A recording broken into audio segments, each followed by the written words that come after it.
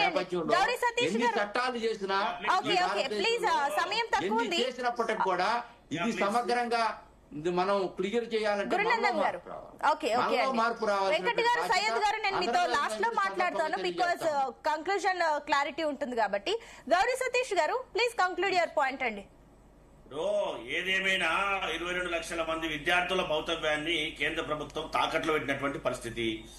దానికి బాధ్యత వహిస్తూ హర్యానా ప్రభుత్వం గాని రాజస్థాన్ ప్రభుత్వం గాని ఎక్కడైతే లీక్ అయిందో, ఇందాక సారు నక్కకు నాగలోకానికి ముడిపెట్టినట్టు చెప్పారు. ఎందుకంటే పేపర్ లీక్ అయింది, ప్రింటింగ్ ప్రెస్ ఉంటుందని చెప్పి వార్తా కథనాల ద్వారా మనకు ఉన్నటువంటి సమాచారం. అది కాకుండా దాన్ని కట్టడి చేయాల్సింది ఎవరైతే ఏజెన్సీ వాళ్ళు ఉన్నారో ఆ డైరెక్టర్ గాని లేదంటే కేంద్ర ప్రభుత్వంలో ఉన్నటువంటి మంత్రి గారు గాని బాధ్యత వహించాలి కదా. బాధ్యత వహించి ఈ నైతిక బాధ్యతకు నేను బాధ్యత వహించి రాజీనామా చేస్తున్నాను, లేకపోతే మోడీ గారిని కల్పించుకోవడం ఒకటి కాదు, ఇది 6 సార్లు జరిగినటువంటి పరిస్థితి. అయినప్పటికీ కూడా కేంద్ర ప్రభుత్వం చర్యలు తీసుకుపోవడం అంటే చర్యలంటే కడుతుడు చర్యలు తీసుకోవడం కాకుండా కఠినమైనటువంటి చర్యలు తీసుకోవడంలో కేంద్ర ప్రభుత్వం వైఫల్యం చెందింది. ఎంసెట్ నుంచి నీటికి పోయిన తర్వాత కేంద్ర ప్రభుత్వం ఆధీనంలోకి పోయిన తర్వాత విద్యను ఆటకెక్కించే విధంగా కేంద్ర ప్రభుత్వం ప్రయత్నం చేస్తుందని మనకు ప్రత్యక్షంగా కనిపిస్తోంది. ఇప్పటికైనా విద్యార్థుల భవిష్యత్ దృష్టిలో పెట్టుకుని కఠినమైనటువంటి చర్యలు తీసుకోవాలి. అవి ఏ విధంగా ఉంటే బాగుంటుంది న్యాయశాస్త్ర నిపుణులతో పరిశీలన చేసి వారి సమీక్ష మేరకు చర్యలు తీసుకుంటే బాగుంటుందనేది కాంగ్రెస్ పార్టీ యొక్క ఉద్దేశం. ఓకే అండి, వెంకట్ గారు ప్లీజ్ కంక్లూడ్. ఇప్పుడు ఒకటి, ఇక్కడ ఏదైతే పేపర్లు పంపిస్తా ఉన్నారో రాష్ట్రానికి, రాష్ట్ర అధికారులు బాధ్యత తీసుకుంటూ వాటిని కంట్రోల్ చేసుకుంటూ ఎక్కడ ఏం జరుగుతుంది అనేది ఒక నిఘా పెట్టుకుంటూ చేస్తే మాత్రం డెఫినెట్. ఎందుకంటే ఎన్టీఏ నుంచి రాష్ట్రాలకు పోతే, రాష్ట్రాల నుంచి సెంటర్లకు పోతే, సెంటర్లు అక్కడ డిస్ట్రిబ్యూట్ చేస్తుంటారు.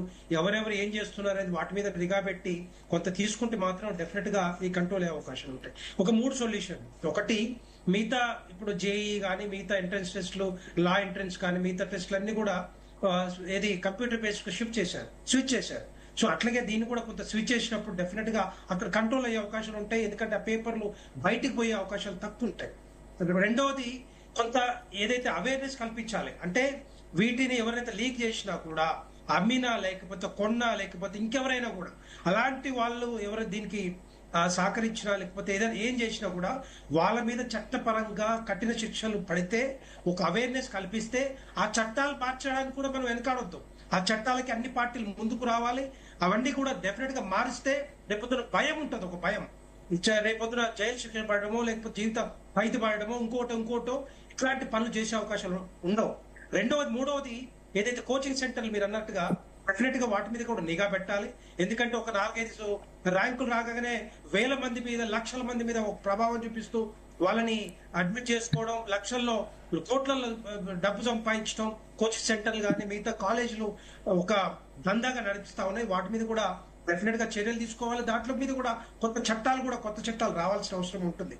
వీటికి అన్ని రకాలుగా పార్టీలకు అతీతంగా అందరూ కూడా ముందుకొచ్చి చేస్తే మాత్రం ఇలాంటి ఒకటి. వెంకట్ గారు, టెక్నాలజీ ఎంత ఫాస్ట్ గా గ్రో అయిందో అప్పుడు అంటే వాళ్ళు ఈవెన్ ఏం చేయాలన్నా ఒక చేతిలో ఒక ఫోన్ ఉంటే సరిపోతుంది. ఎందుకంటే అందరు ఇప్పుడు ఈవెన్ ఆ గెస్ట్ పేపర్ వాట్ ఎవర్ అది లీక్ అయింది కూడా త్రూ టెలిగ్రామ్, వాట్సాప్ గ్రూపులు ఇలాంటి వాటి ద్వారా వెళ్ళింది. సో ఇందాక నేను అన్నట్లుగా ఈ నిఘా వ్యవస్థ గట్టిగా ఉంటే ఈవెన్ అక్కడి నుంచి ఒక గ్రూప్ ఈవెన్ అంటే ఆ టైంలో ఆ కోచింగ్ సెంటర్ల పైన కానీ ఆ హాస్టల్స్ ఉన్న ఆ సర్క్యులేషన్స్ లో ఆ నిఘా పెంచితే ఎవరైనా ఇలాంటివి పాస్ చేస్తున్నారన్నప్పుడు కూడా మీకు సమాచారం అందుతుంది. అప్పుడు కూడా మీరు వాళ్ళని అరెస్టులు చేయొచ్చు, కొనే వాళ్ళని కూడా రెడ్ హ్యాండెడ్ గా పట్టుకోవచ్చు.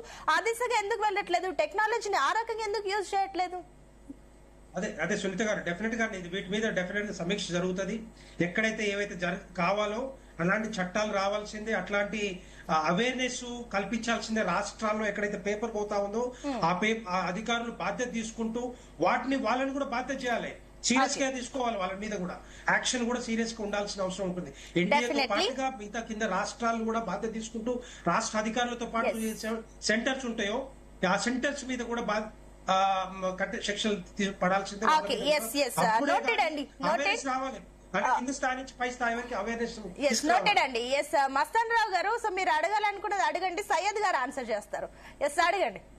అంటే నా ఉద్దేశం ఏంటంటే ఇప్పటి వరకు జరిగిన లీకేజ్ కి ఏ ఎడ్యుకేషన్ మినిస్టర్ బాధ్యత తీసుకున్నారు? ఏ ప్రభుత్వం బాధ్యత తీసుకుంది? ఏ ఐఏఎస్ ఆఫీసర్ బాధ్యత తీసుకున్నారు? చెప్పనండి.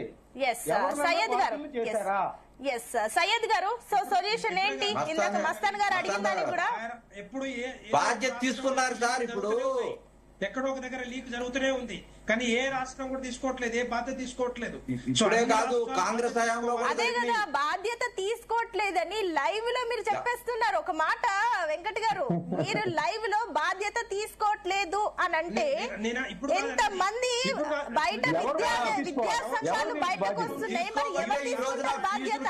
లక్షల్లో ఫీజులు కడుతున్నారండి ఆ కోచింగ్ సెంటర్లకి, బాధ్యత ఎవరు తీసుకుంటారు? ఎవరు తీసుకుంటారంటే ఇట్స్ నాట్ కరెక్ట్.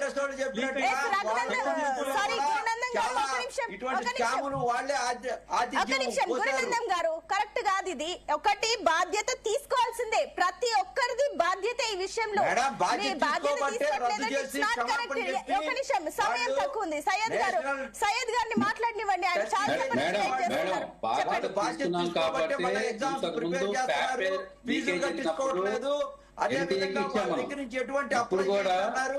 వాళ్లే ఫ్రీగా అన్ని కూడా ఏర్పాటు చేసి ఎగ్జామ్స్ కండక్ట్ చేస్తామని చెప్పారు కాబట్టి బాధ్యత తీసుకుంటా ఉన్నారు. ఈ రోజున వాళ్లే మేము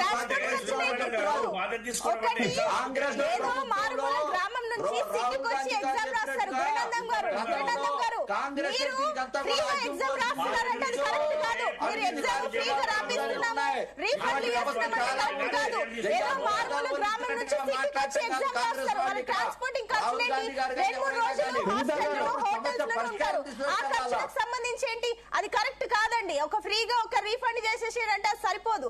ఎక్కడో మారుమూల గ్రామం నుంచి సిటీకి వచ్చి 2-3 రోజులు అక్కడ ఉండి చుట్టాలిల్లో లేదంటే రెంట్ తీసుకొని ఆ రకంగా ఉంటారు, అది కరెక్ట్ కాదు. ఒక నిమిషం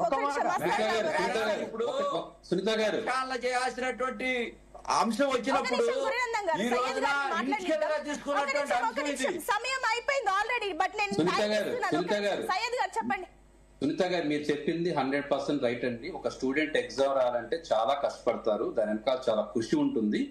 దీనికి మేము పొరపాటు జరిగింది, దానికి ఎంత చేసినా కూడా తక్కువే. ఫీజు రియంబర్స్మెంట్ ఇచ్చినా మళ్ళీ ఎగ్జామ్ పెట్టినా కూడా అది మనం తప్పు జరిగిపోయింది, దాన్ని మనం తీర్చలేము కూడా. దానికి మేము బాధ్యత వహించాల్సిందే. కానీ మా సైడ్ నుంచి బీజేపీ గవర్నమెంట్ నుంచి తప్పకుండా నెక్స్ట్ టైం ఇలాంటి పొరపాటు జరగకుండా కఠినమైన చట్టాలు తీసుకొస్తాము. సంస్థలు మార్చడానికి కూడా ప్రయత్నాలు జరుగుతున్నాయి. ఎవరికి ఇస్తే బాగుంటుంది ఆలోచన చేస్తున్నాం. జరిగింది పొరపాటే.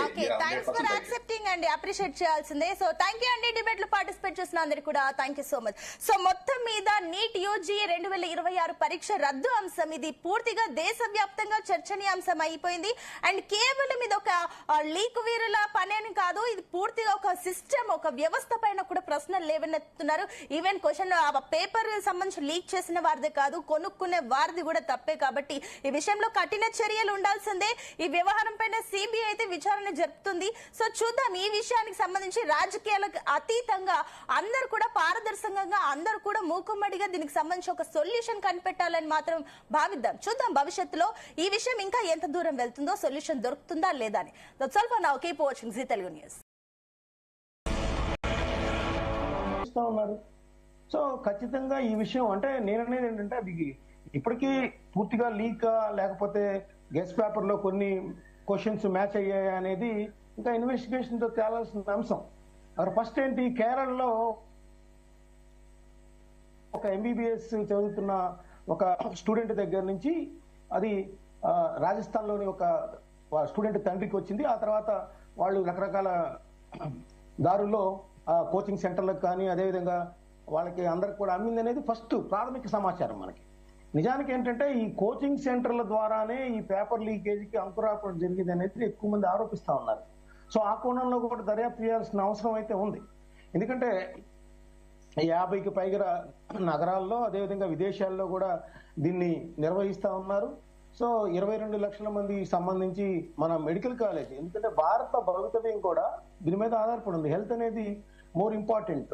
సో ఎవరైనా పరిజ్ఞానం లేని వాళ్ళు ఈ పేపర్ లీకేజ్ ద్వారా కొనుక్కొని డాక్టర్లు ఈ రేపొద్దున మన మీద ప్రయోగాలు చేస్తూ ఉంటారు. సో ఆ నేపథ్యంలో చూస్తే ఏంటంటే ఖచ్చితంగా నీట్ ఎగ్జామ్ పెట్టేటప్పుడు అన్ని జాగ్రత్తలు తీసుకోవాలి. ఒక పేపర్ అంటే 42 గంటల ముందు ఇదంతా లీక్ అయింది అనేది చెప్తా ఉన్నారండి. ఎందుకంటే కెమిస్ట్రీకి సంబంధించి ప్రతి పేపర్ కి అంటే కెమిస్ట్రీ, ఫిజిక్స్, జియాలజీ, బాటనీకి సంబంధించి 45 మార్కులు ఉంటది. అదేవిధంగా అది 180 మార్కులు. అదేవిధంగా ప్రతి ప్రశ్నకు 4